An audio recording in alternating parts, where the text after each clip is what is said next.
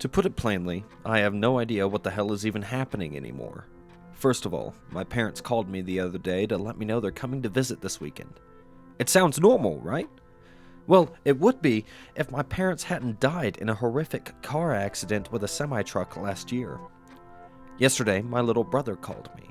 He sounded incredibly unnerved about something, so I asked him what was wrong. This monster has been following me around since Wednesday. At first I didn't believe him, but I asked him to describe the monster anyway. It has translucent white skin, unnaturally long legs, but walks on its knees, glowing yellow eyes that seem to gaze upon his very soul, an unerring smile that stretched from ear to ear with dagger-like teeth, and long, lanky arms with large, clawed hands. A wave of chills suddenly flowed over me, causing me to freeze up. I managed to regain my composure and asked him where he was when he noticed the creature. I was walking downtown to get some food for my cat when I noticed something moving in the parking structure across the street. I focused on it and watched for a moment. That's when I noticed a face peeking at me from around a car on the 7th floor of the structure. That godforsaken smile perpetually etched into its skull. I was petrified, just attempting to visualize this creature. "I've got to go. I'll call you back later," I said as I hung up the phone. Is he crazy? Am I crazy? I don't even know what to believe anymore. My brother called me again. What he said sent a tsunami of pure, unrelenting fear through my entire body. I met the monsters last night. I was taken aback. How is he still alive? What happened? I asked him. When I finally fell asleep last night after hours of tossing and turning, worried about the monster, I was quickly awakened by a scraping sound. It sounded like nails on a chalkboard and sent goosebumps down my arms.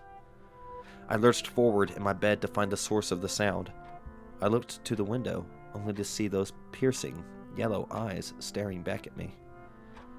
I was frozen with primal fear, the most powerful emotion of all, as it slowly slid one long claw under the window and opened it. I was paralyzed as it crept through the window and into the room with me. I saw my life flash before my eyes as the monster outstretched its lanky arms towards me. I thought it would simply reach into my chest and tear out my still beating heart. I was surprised when the monster gently scooped me up into his arms. It cradled me like an infant as it crept back outside through the open window. As we crept towards the forest, the creature pushed itself off its knees. It now stood at its full height, well above the treetops. It strode through the forest with an elegance not befitting a creature of its appearance.